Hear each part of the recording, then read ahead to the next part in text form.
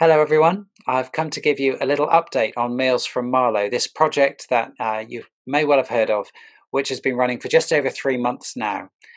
And as we have been delivering over 75,000 meals around the community, I've been watching what's happened and I've realized there's far more going on than just the giving of food. We've been building relationship, we've been showing love, we've been the hands and feet of Jesus to people who really, really needed him. I've got here, these are just some of the thank you cards and letters that have been flooding in the last couple of weeks.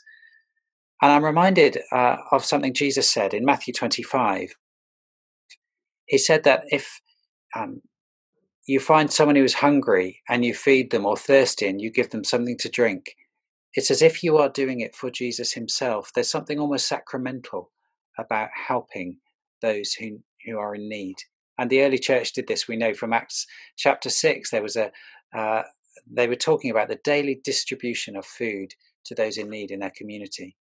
And so I'm delighted to say that although the project was originally envisaged only to run to the end of June, we are finding a way of continuing it on a smaller scale as something that we hope will be permanent. Let's hear more about how it all started from one of the founders, Chris Hughes. So this morning I have with me Chris Hughes. Welcome, Chris, my near neighbour, events organiser and one of the founders of Meals from Marlow. Thank you for coming to join us, Chris. Good morning, Dave. Thank you for having me, wherever you are having me. As one of the three founders with Andy and Tom, can you tell us the story of how it actually started? Well, I think like everybody,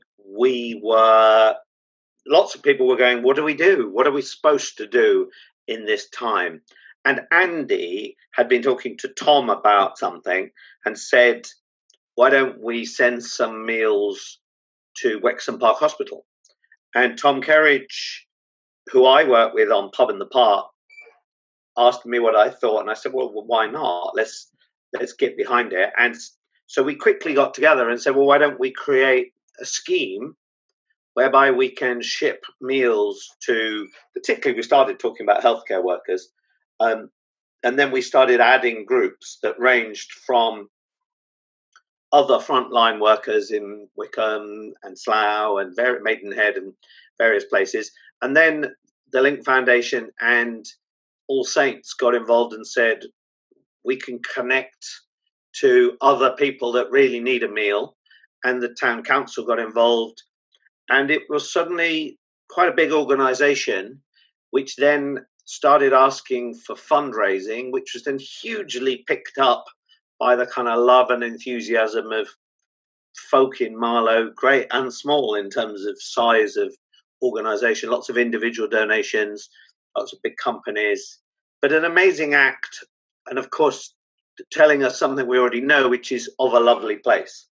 And it was quite inspiring to watch it happen. And of course, to all meet together and do this thing together, many of whom didn't know each other.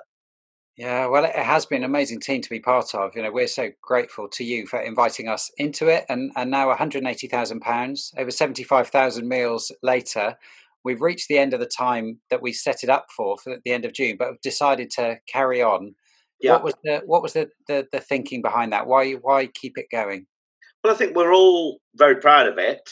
And I don't think it was an act. I think it was something that was already embedded and ready to go in the town. I think when you said I can get volunteers, and then I think the next day I saw your long queue of people queuing to pick up food. This wasn't a new initiative. This was all the goodness and the kindness and the infrastructure that we all had ready to go. And so actually what we did was we captured the spirit of that moment. So why would you want to stop that? And Tom Kerridge, who of course has been at the centre of this, leading it, and it's only possible because his facilities and his chefs are prepared to cook for people. And he said, well, we have to carry this on, and you're going to help us connect to people that still need food. And obviously times potentially are going to be hard. So what we've done is we've taken some of the remainder of the cash that was donated to start the cause, and we're going to put that into a year-long program, and we're going to raise funds on top. Pub in the Park will raise money. We will still have a local fundraising element, and the plan is to feed produce about 500 meals a week, which means that with people helping us find people, we'll be able to ensure that as much as possible, no one goes hungry in our lovely town. Amazing. Wow. Well, it's an amazing vision, and I'm so glad that we're part of it in the church. Well, I And think the church and your church should take a huge amount of credit, because ideas are easy to say, but they're difficult to do. It's always the doing of them that I think is where the real beauty lies. And the queue of your parishioners, of your volunteers, ready and eager to help, that's not an accident. That's not an instant response. That's the sign of a very lively, dynamic community that is full of kindness and wanting to help. You guys didn't need to be invited, you were just there. So the praise is not really for two or three people that had an idea, it's for hundreds and thousands of people that have supported in all kinds of ways. So it now belongs to all of us, and everybody should be proud of it. Well, I agree with that, and it's been very humbling to see that response, hasn't it? And those people, many, not all, but many of them are motivated by their faith. And Yes. for you, Chris, and as a man of faith yourself, what impact has it had on you and your faith, seeing this project take? Well, I would say as I've got older, I've become a man of confused faith. I was very certain in my teens what I believed, and as I'm sort of vaguely Christian, I but very much global humanist as well. But I believe that we've all been through an amazing time of reconsidering what life is about and what the world is about, and whoever and whatever it is we believe in, I think we're probably a more spiritual society and more neighborhood based than we were. And, hopefully an awful lot of good can come out of what, let's face it, is a very, and has been a very difficult time. That I'm not particularly clearer in what I believe, but I'm more motivated to go looking. Wow. Well, thank you. Thank you for sharing that with us. And I think we're all trying to work out what this means, aren't we, as we go along, Yes. in every sense. Thank you again for being, the instigator of it, or one of the instigators, and for joining us for this interview. Well, thank you, and to all your community for being such good neighbours to everybody. If there's one thing we all believe in, that's for sure. And you've been very, very good neighbours. Oh, thank you, Chris. God bless you. Thanks. So we have a new vision for Meals from Marlow.